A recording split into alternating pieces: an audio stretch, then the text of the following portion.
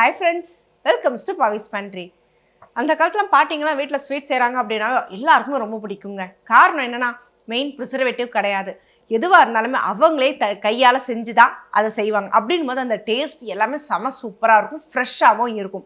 ஒரு வாரம் ஆனாலும் கிடையாது, ஒரு மாதம் ஆனால் ப்ரிசர்வேட்டிவ் எதுவுமே இருக்காது. பட் இப்போ வாங்குறது கடையில் அப்படின்னு பார்த்தா ஃபுல் கெமிக்கல்ஸ் தான். சுகரில் இருந்து எல்லாமே ஃபுட் கலரிங். அது பார்க்கும்போது பசங்களுக்கு அந்த கண் அட்ராக்ஷன் தான் பார்க்கலாம் தவிர பட் உடம்புக்கு எந்தளவுக்கு நல்லதுன்னு கேட்டால் கண்டிப்பாக கிடையாது. அந்த மாதிரி ஸ்வீட்ஸை தான் இன்றைக்கி நம்ம வீட்டில் பார்க்க போகிறோம். ஆமாங்க, குட்டீஸ்க்கு பிடிச்ச மாதிரி, பெரியவங்களுக்கு பிடிச்ச மாதிரி வீட்டிலே எப்படி கடலை மாவு வச்சு பாட்டி காலத்துலேருந்து செஞ்சுட்டு இருந்தேன் அந்த ஒரு ஸ்வீட் ரெசிபி தான் இன்றைக்கி பார்க்க போகிறோம். ரொம்ப சிம்பிளான மெத்தடில் ஈஸியஸ்ட் வேல நம்ம இன்றைக்கி செய்ய போகிறோம்.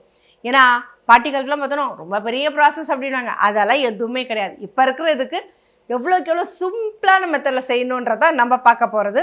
ஸோ அந்த பாகு எடுக்கணும், அந்த டென்ஷனெல்லாம் இல்லாமல் ஈஸியாக ஈவினிங் ஸ்நாக்ஸ் கொடுக்கறதுக்கு இந்த மாதிரி ஒரு ரெசிபி ட்ரை பண்ணுங்கள். நிஜமாக செம சூப்பராக இருக்கும்.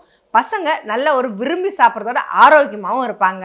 வாங்க வீடியோக்குள்ளே போனால் எப்படி அந்த ஸ்வீட்டை செய்கிறதுன்றதை பார்ப்போம். இப்போ இதுக்கு ஒரு மிக்சிங் பவுல் எடுத்துக்கலாம். அதில் 1 கப் கடலை மாவு எடுத்துப்போம். இப்போ இதுக்கு தண்ணி அளவாக ஆட் பண்ணிப்போம். மொத்தமாக ஒரேடி ஆட் பண்ணிட வேண்டாம். கொஞ்சம் கொஞ்சமாக அளவாக ஆட் பண்ணால் தான் உங்களுக்கு கட்டி இல்லாமல் கரைக்க முடியும். ஒரு விஸ்க் வச்சு நல்லா கரைச்சிக்கோங்க கட்டி இல்லாமல்.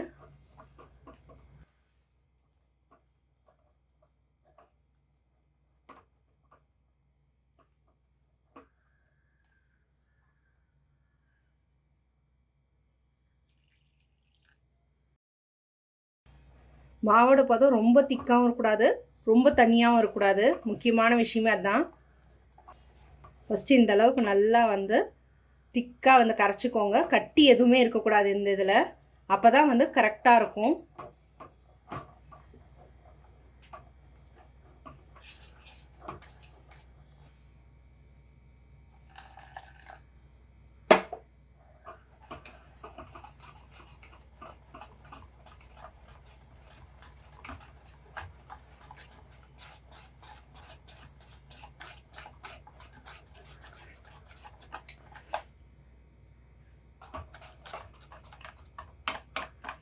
இன்னும் கொஞ்சம் தண்ணி ஆட் பண்ணிப்போம். ஏன்னா அப்போ தான் நம்ம ஜல்லிக்கண்ணில் வச்சு ஊற்றும் போது கரெக்டாக மாவு இறங்க ஆரம்பிக்கும்.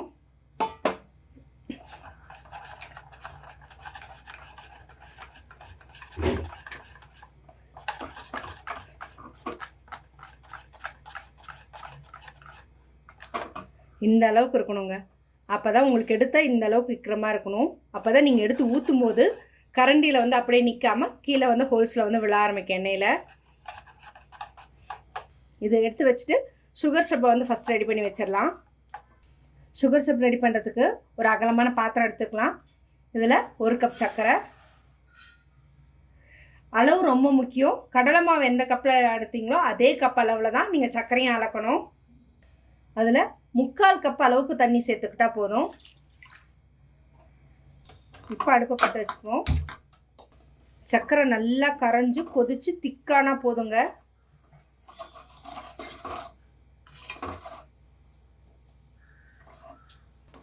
சர்க்கரை நல்லா கரைஞ்சி இந்த அளவு கொதிக்க ஆரம்பிக்கட்டும். சுகர் ஷப் நல்லா திக்கானா போகுதுங்க.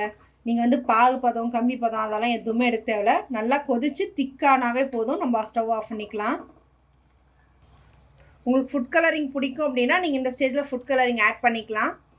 இல்லை எதுவுமே வேண்டாம், எனக்கு நார்மல் இருக்கிற கலரே போதும்னா நீங்கள் அப்படியே போயிடலாம்.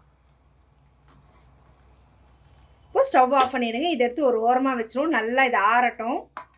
எப்பவுமே இந்த மாதிரி பூந்தியெல்லாம் பொரிக்கிறதுக்கு அகலமான கடாயை வச்சுக்கணுங்க. அப்போ தான் உங்களுக்கு பொரிக்கிறதுக்கு ஈஸியாக இருக்கும்.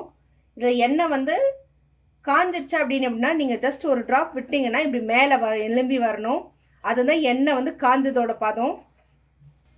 இப்போ இந்த மாதிரி ஒரு ஜல்லிக்கரண்டி வச்சுக்கோங்க. உங்கள்கிட்ட என்ன சைஸ் ஜல்லிக்கரண்டி இருக்கோ அதை நீங்கள் யூஸ் பண்ணிக்கலாம்.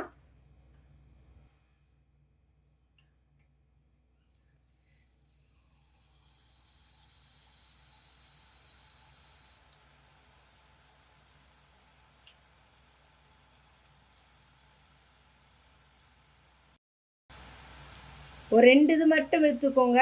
ஏன் அப்படின்னா நீங்கள் நிறைய ஊற்றிக்கிட்டே இருந்தீங்கன்னா உங்களுக்கு அந்த சூடு அடங்கிருச்சுன்னா செய்யறதுக்கு கஷ்டமாக இருக்கும்.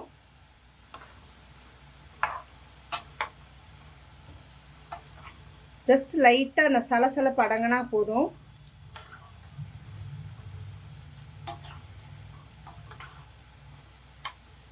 இப்போ இதை வந்து நம்ம எடுத்துருவோம்.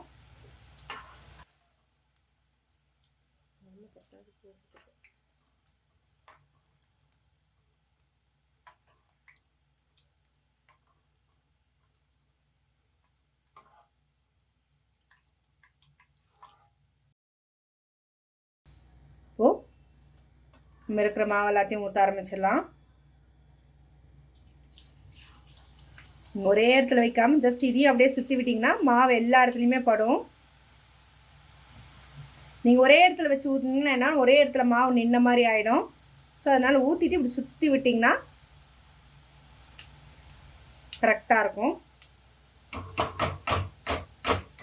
கொஞ்சம் சீக்கிரமாக ஊற்றி ஊற்றி எடுங்க. ஏன்னா கடலை மாவு வந்து சீக்கிரமாக வந்து கெட்டியாக ஆரம்பிச்சிடும். உங்களுக்கு ஊற்றுறதுக்கு கரெக்டாக வரலன்னா லைட்டாக தண்ணி மட்டும் ஆட் பண்ணிக்கோங்க. சுகர் ஷப் நல்லா திக்காயிடுச்சுங்க. நம்ம பூந்தி எல்லாத்தையுமே பொரிச்சு வச்சிட்டோம். பார்த்திங்கன்னா சூப்பராக வந்திருக்கு. இப்போ இது எல்லாத்தையுமே இதில் மிக்ஸ் பண்ணிடலாம்.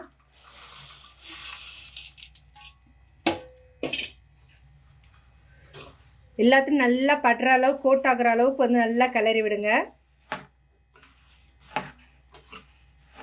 இதில் கொஞ்சம் நல்லா ஊறணுங்க. ஏன்னா அப்போ தான் வந்து உங்களுக்கு லட்டு பிடிக்கும் போது அந்த பூந்தி எல்லாத்துலேயுமே வந்து ஸ்வீட்னஸ் வந்து பிடிக்கும்.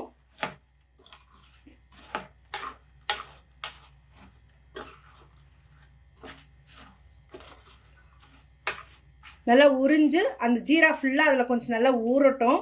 ஏன்னா அப்போ தான் உங்களுக்கு ஜீரா நல்லா வந்து அந்த பூந்தியில் ஃபுல்லாக ஏறி சாப்பிடும்போது நல்லா ஸ்வீட்டாக சாஃப்டாகவும் இருக்கும். நம்ம பூந்தி சூப்பராக ஜீராவில் ஊறிடுச்சு. அப்படியே ஜீரா ஃபுல்லாக உறிஞ்சு போய் இதில் நம்ம வறுத்து வச்சு இந்த முந்திரி திராட்சை ஆட் பண்ணிக்கலாம். நான் அந்த வறுத்த நெய் இருந்துச்சு அதையே இது கூட மிக்ஸ் பண்ணிக்கிறேன். உங்களுக்கு நெய் இன்னும் பிடிக்குன்னா நீங்கள் நெய் இன்னும் கூட ஆட் பண்ணிக்கலாம். நீங்கள் சட்னி வந்து எவ்வளோ வந்து சின்னதாக எடுக்கிறீங்களோ அவ்வளோக்குள்ள பூந்தியோட சைஸ் குட்டி குட்டியாக வருங்க. ஜல்லடை வந்து கொஞ்சம் ஹோல்ஸ் பெருசாக இருக்கிறத எடுத்திங்கன்னா பெரிய பெரிய பூந்தியாக வரும். நான் சின்னதாக எடுத்ததுனால குட்டி குட்டியாக தான் இருக்குது.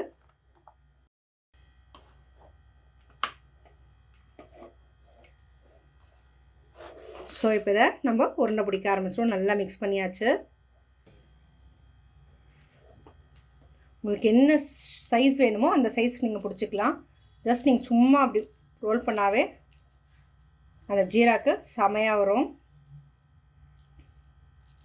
நீங்கள் ரொம்ப அழுத்தம் கொடுக்கணும் அப்படின்றதெல்லாம் கிடையாதுங்க.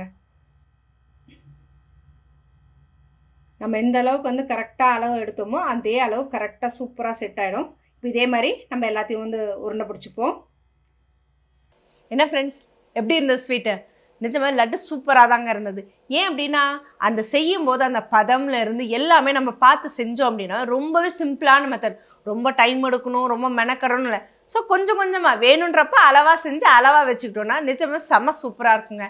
நான் சொல்லி கொடுத்த இந்த மெஷர்மெண்ட்ஸ்லேயே ட்ரை பண்ணுங்கள். நிஜமாகவே செம சூப்பரான ஒரு மெத்தட் உங்களுக்கு. நான் சொல்லி கொடுத்த இந்த மெஷர்மெண்ட்ஸ்லேயே ஃபாலோ பண்ணிங்கனாவே ரொம்ப சூப்பராக இருக்கும். ட்ரை பண்ணி பார்த்து உங்களோட கமெண்ட்டை கமெண்ட் பாக்ஸில் கொடுங்க. இந்த மாதிரி இன்ட்ரெஸ்டிங்கான அப்டேட்ஸ்க்கு என்னோட சேனல் சப்ஸ்கிரைப் பண்ணிக்கோங்க. பக்கத்தில் இருக்க பெல் ஐக்கானும் கிளிக் பண்ணிக்கோங்க நோட்டிஃபிகேஷன் மிஸ் பண்ணாமல் இருக்கிறதுக்கு.